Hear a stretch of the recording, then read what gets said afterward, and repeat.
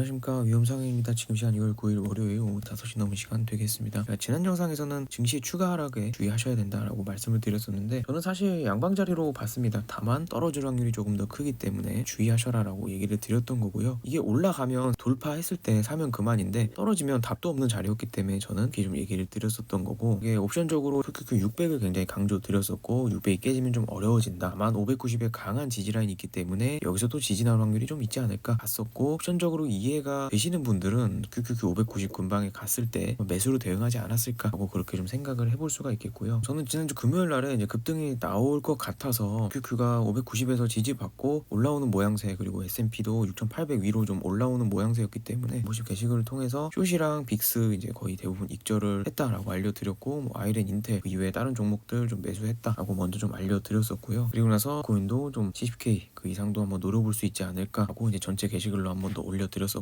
QQQ 기준으로 해서 600이 지지가 된다고 한다면 땅바닥 헤드앤숄더 만들면서 올려주는 그림이기 때문에 일단은 매수로 한번 따라가 볼 수는 있겠다, 여기서 추가 하락이 더 나오긴 힘들다고 또 전체 게시글을 통해서 올려드렸었습니다. 영상 올릴 시간이 금요일날에는 없었어가지고 여러분들 다 보시게끔 게시글로 이렇게 올려드렸었습니다. 나스닥 QQQ를 2주봉으로 큰 그림을 보게 되면 저는 상승론자고요. 파동으로 봤을 때 1, 2, 3, 4, 5 이렇게 1파가 나왔고, 안세빔 2파가 나왔고요. 지금 올라간 게 3의 1파라고 봅니다. 지금 나오고 있는 게 3의 2파 조정이라고 보고 있고, 이 2파가 끝났거나 아니면 여기서 조금 더 진행이 되더라도 결국에는 더 큰 상승이 나온다라고 보거든요. 3의 1, 3의 2, 3의 3, 4, 5 이런 식으로 나스닥이 저는 향후 2년에서 3년 동안 엄청 크게 상승할 거라고 보고 있어요. 그래서 1, 2, 3이고 이거 이후에도 또 더 큰 상승이 나오겠죠. 4, 5 이런 식으로 해서 이런 흐름으로써 28년도까지 유동성이 풀리면서 미국 주식은 이런 식으로 우상향할 거다라고 큰 그림을 보는 거고요. 큰 그림은 상승인데 과연 이번 주에 그냥 뚫고 바로 가느냐, 아니면 여기서 한 번 더 죽이고 가느냐, 저는 그 문제라고 보거든요. 그런데 저는 이번 주에 바로 뚫기보다는 한 번 더 하락이 나오고 올라가지 않을까라고 그렇게 보는 입장입니다. 여기서 물리더라도 결국엔 다 살려줄 거지만 누가 더 아래서 저점을 잘 잡느냐, 그런 싸움이라고 보고 있고요. 지난주에 추가적으로 더 내릴 것 같았지만 더 내리지 않은 이유는 590에 옵션이 있다라고 했었죠. 간단한 옵션 벽이 일단 지켜주면서 올라간 거고, 풋옵션 들고 있는 사람들이 수익 실현하고 뭐 청산하면서 쭉 올라온 쇼스퀴즈가 나면서 올라온 일단 기술적 반등으로 보고 있고, 아직까지는 찐 반등이라고 보기엔 좀 어렵다라고 그렇게 저는 보고 있고요. 여기서 ABC 이후에 올라갈 수도 있겠죠. 하지만 저는 C파가 조금 짧지 않나 라고 그렇게 생각을 하고 있고, 요 추선 있잖아요, 얘가 지금 이탈된 상태이기 때문에 이렇게 올라오게 되면 615 얘가 상당히 중요하다고 보거든요. 615를 못 뚫고 1, 2, 3, 4,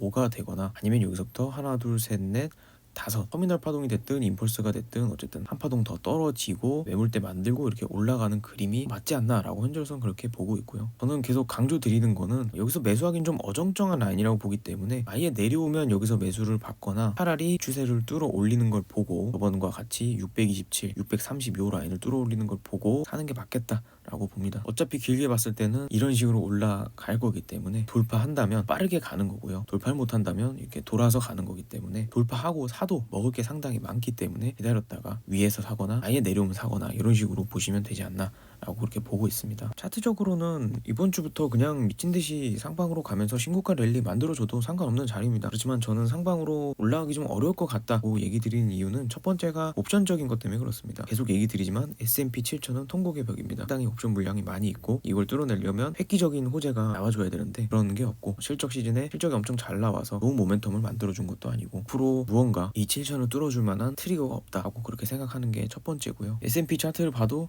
이렇게 저는 계속 엔딩 다이아고널로 보이고요. 이렇게 ABC, A 이후에 이렇게 올라가는 게 B파 혹은 뭐 X파 정도로 보입니다. 하나, 둘, 여기서 셋 이런 식으로 급락이 나오든 아니면 이 박스권을 만들면서 우하향 횡보를 하든 또 7천을 못 넘고 이렇게 내려오지 않을까 옵션적으로 그렇게 보고 있고요. 차트적으로도 엔딩 다이아고널 이후에 그냥 조정 파동으로 좀 보고 있고요. 지금 올라오는 파동도 그냥 기술적 반등, 옵션적인 성질에 의해서 이런 식으로 올라가는 거다 보고 있는 거고, 여기 7천 못 뚫었듯 요 추세 있잖아요. 요 7천을 또 못 뚫고 일단은 좀 내려와야 된다고 봅니다. 경제 지표가 잘 나와야 6,900 정도 뭐 지지해주면서 이렇게 올라갈 건데요. 저는 이번 주는 관망을 좀 하시고요. 7천 쪽에서 해칭을 해볼 수도 있는 거고 7천 넘어서 안착하면 해칭한 건 손절해볼 수가 있겠고요. 그래서 숏포지션을 만약에 잡는다라고 한다면 손절은 이만큼 뭐 먹으면 이만큼 숏 쪽에 손익비가 더 좋지 않나 라고 그렇게 보고 있는 입장이고요. 제가 틀려서 이렇게 간다, 이 위에 안착했을 때 사도 늦지 않는다, QQ에서도 627, 630 넘어갈 때 사도 늦지 않는다, 여전히 그렇게 보고 있고 7천 넘어가고 하는 게 좋겠다, 아니면 아예 내려왔을 때 이 아래서 이제 옵션 보면서 다시 잡는 게 좋겠다, 여전히 저는 그렇게 보고 있습니다. 이번 주에 시장이 폭발적으로 상승하면서 신고가 랠리로 가기 좀 어렵다라고 생각하는 두 번째 이유는 물가 지표에 있습니다. 이번 주에 고용과 물가 두 가지 중요한 걸 발표하게 되는데요. 고용 쪽은 무난하게 나올 것 같습니다. 시장에 큰 충격을 주기는 어렵다고 보고요. 다만 이제 관세 영향이 물가에 슬슬 반영될 때가 됐기 때문에 금요일 날에 물가 지수가 좀 높게 나오면서 시장에 좀 충격을 주지 않을까라고 그렇게 보고 있기 때문에 이번 주 초반부터 중반까지는 좀 무난하더라도 물가 때문에 시장이 좀 무너지지 않을까라고 일단은 그렇게 좀 생각을 하고 있습니다. 물가 지표가 잘 나와서 위로 막 신나게 달려간다, 1차 매수해둔 물량을 그냥 그대로 들고 가고 추가로 더 사볼 수 있는 그렇게 대응을 하면 된다라고 보고요. 이 게시물들은 이제 멤버십 분들께 이제 먼저 말씀드리는 내용인데, 계절성으로 봤을 때 2월달 중반부터 굉장히 안 좋습니다. 연간으로 봐도 가장 안 좋은 시기입니다. 이게 S&P 리턴 값을 나타낸 건데요. 2월 중순부터 3월 중순까지 장이 항상 좋았던 적이 없다, 이렇게 나오는 거고요. 요거는 빅스의 계절성입니다. 2월 중반부터 해서 3월 중반까지 항상 빅스는 위로 튀어왔다. 여러분들이 조심해야 될 시기가 다음 주부터 또 시작이 된다고 저는 또 그렇게 보고 있는 거고요. 계절성이 별거냐라고 하시겠지만 20년 동안 모은 통계치기 때문에 계절성이라는 건 무시할 수가 없다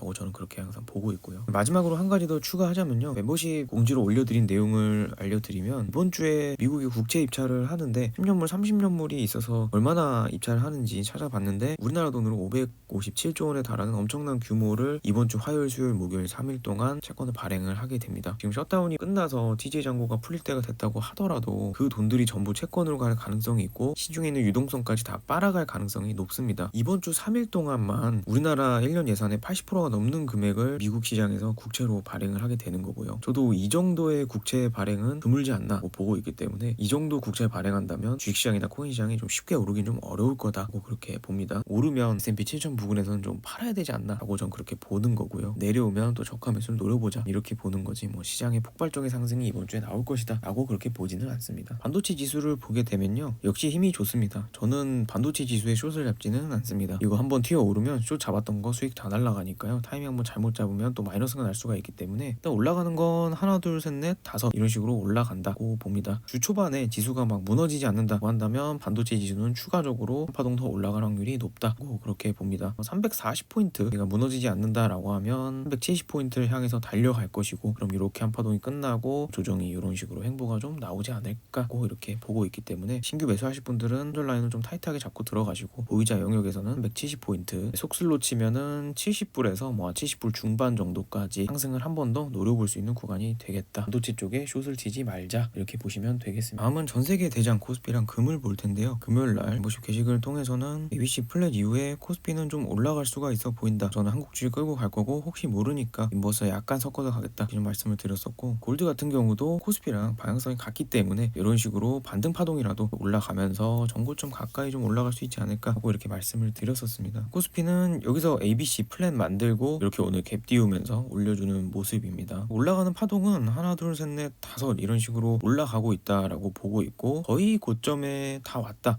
라고 생각을 합니다. 올라갈 룸은 조금 더 있다. 주봉상 여기 마음에 안 드는 봉이 이렇게 나왔지만, 고점 위에서 꼬리 달고 이렇게 내려오는 음봉이 나왔지만 5선을 깨지 않았기 때문에 코스피는 만약에 주봉의 5선을 깨고 내려온다고 한다면 주봉 20선까지 내려오는 가격 조정을 생각해야 될 때가 왔다. 다만 이번 주에 조금 더 올릴 수 있지 않을까 하고 보는 거고요. 5,600에서 한 5,800 언저리까지 올라가 줄 거다 하고 일단은 그렇게 보고 있습니다. 코스피는 최근 구간 하나 둘이고요, 셋으로 올라가고 여기서 플랫이 4파고 여기서 1, 2, 3, 4, 5 이런 식으로 올라가서 5,600, 5,800 여기 찍고 나서 본격적인 조정이 시작되지 않을까 하고 그렇게 보고 있습니다. 다만 여기서 이렇게 한봉을 만들고 내려온다든지 주봉 5선을 깬다든지 이번 주에 뭐 그런 게 나온다라고 한다면 본격적인 조정이 시작되기 때문에 한국 주식 쪽에서는 이제 자금을 뺄 때가 왔다 이렇게 보시면 되겠고, 한번 올려주더라도 여기서도 현금화를 하셔야 된다고 그렇게 저는 보고 있습니다. 골드 같은 경우도 3파동 이렇게 떨어지고 이렇게 추세를 넘었기 때문에 이제 좀 내려가기 어렵다라고 보거든요. 이렇게 쉽게 올라가는 파동을 볼 것 같고, 일단 최소 5,350불, 좀 더 많이 가면 뭐 5,500불까지도 충분히 금값은 올라갈 수가 있겠다고 그렇게 간단하게 보면서 넘어가도록 하겠습니다. SK 하이닉스도 그래서 하나 둘 셋 넷 다섯 이렇게 올라가는 과정으로 보고 있고, 마지막에 코스피처럼 하나 둘 셋 넷 다섯 이런 식으로 올라가게 되면 100만원 정도 찍고 상징적인 가격을 찍고 나서 좀 조정이 나오지 않을까고 봅니다. 이만큼 먹으라고 들어가라고 그렇게 말씀드리는 건 아니고요. 이만큼 올라가면 이제 조정이 좀 국장에 올 때가 됐으니 여러분들이 대비를 하셔야 된다라고 그렇게 좀 말씀을 드리는 거고, 아직 주봉 5선이 깨지지 않았기 때문에 주봉 5선이 깨져야 본격적인 조정이 나올 거다고 그렇게 보고 있습니다. 월봉으로 더 큰 그림을 보게 되면 여기서 하나의 파동이 올라오고요. 이렇게 전 2파라고 생각을 하고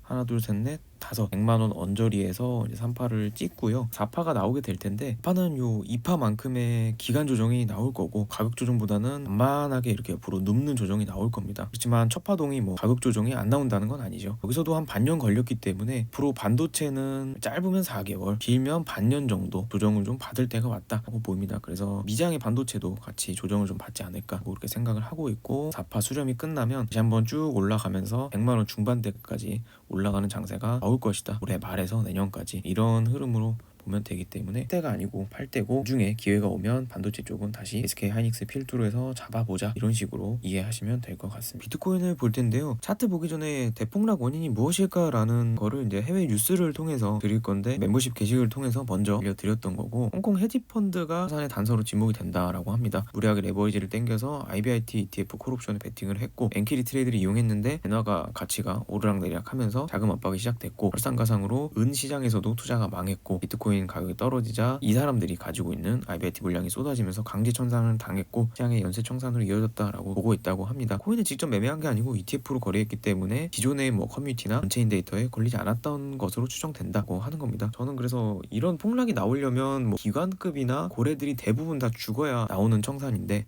역시나 홍콩 쪽에서 헤지펀드들이 많이 죽었구나 라고 보고 있고, 이 정도의 청산이 나왔다라고 한다면 거의 바닥 근처라고 봐야 된다고 보고 있고, 여기서 바로 올라갈지 한 번 더 바닥을 만들고 올라갈지는 모르겠지만 향후 몇 년간은 오지 않을 저점에 가까워졌다라고 차트 외적으로는 그렇게 생각을 하고 있어서, 큰 그림 작은 그림은 비트코인을 어떻게 보는지 말씀드려 보겠습니다. 주말간 비트코인을 어떻게 대파동을 카운팅 해야 될까 많이 고민을 해봤는데요. 카운팅은 한 3가지 정도가 나옵니다. 그중에 가장 보수적인 카운팅을 먼저 보자면 3개월 봉으로 봤을 때 하나 둘 셋 넷이 여기서 끝나고요. 마지막 5번째 파동이 이런 식으로 뭐 엔딩 다이아고날로 나오고 있다. 이게 가장 보수적인 카운팅입니다. 그렇게 되면 여기서부터 하나 둘 셋 넷 다섯 이런 식으로 터미널 파동이 나온다는 것이고, 이렇게 되면 내년까지 150에서 160K 정도를 가고 이 전체 사이클이 다 끝난다라고 보는 게 가장 보수적인 카운팅이 되겠습니다. 가장 보수적으로 보더라도 내년까지, 내후년까지 기다리면 150에서 160K까지는 가겠구나 라고 저는 그렇게 생각을 하고요. 가장 공격적인 카운팅은 1, 2, 3, 4, 5 이후에 여기서 ABC가 익스펜디드 플랫이 나왔다. 그러면 이 크기만큼의 한파가 이렇게 나와야 된다. 향후 2, 3년간 엄청난 상승이 나올 것이다. 이게 가장 공격적인 카운팅입니다. 이렇게 되면 200K 이상 충분히 갈 수가 있겠죠. 이 추세를 뚫어 올렸을 때 나중에 그거는 생각해 볼 수 있는 카운팅이라고 보고요. 그냥 가장 보편적인 카운팅은 1, 2가 되고 1, 2, 3, 4,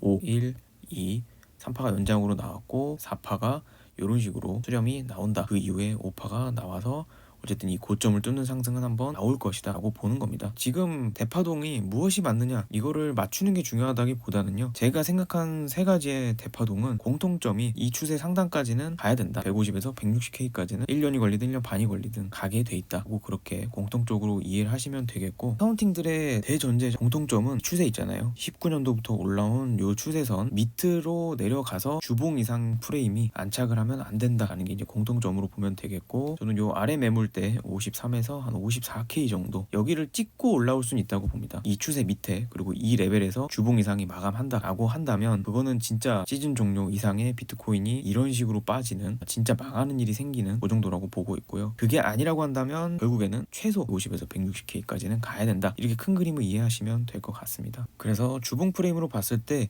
이 추세선을 완전히 넘어서 일봉 이상에 안착하게 된다고 한다면 바로 고점을 뚫고 올라가거나 아니면 여기서 수렴을 그리고 올라가거나 이 정도의 시나리오를 볼 수가 있기 때문에, 진짜 보수적으로 하실 분들은 비트코인에 관심을 안 가지고 있다가 어느 날 차트가 이 위에서 캔들이 안착했다 그러면 그때 사도 뭐 늦지는 않을 것 같다라고 보고 있는 거고, 내가 조금 공격적으로 해야겠다라고 하시는 분들은 지금 요 내려오는 파동이 요 추세선을 그어봤을 때 넘어가게 된다고 하면 저점 갱신의 위험은 한 번 더 확인할 가능성은 좀 없어지는 거거든요. 그럼 이때 눌리면서 추세선 리테스트 할 때 잡을 수가 있는 거고요. 이 추세선을 넘어가기 전까지는 단타 영역 혹은 가치 투자로서 현물을 모아가는 그런 라인으로 일단 보고 있다, 이렇게 보시면 되겠고, 한 파동 더 빠지더라도 결국 이 추세선을 살짝 깨는 정도로 50K대를 보고 다시 이렇게 올라와야 된다. 그게 아니고 계속 이렇게 흘러내려간다, 그러면 진짜 끝났다라고 보일 것 같은데, 그럴 가능성은 좀 많이 적지 않나 라고 그렇게 보고 있고요. 파동적으로는 여기가 3, 3에 1, 2, 3, 4, 5 이렇게 볼 수도 있고, 파동의 시작을 여기서부터 봐서 W, X, Y, X,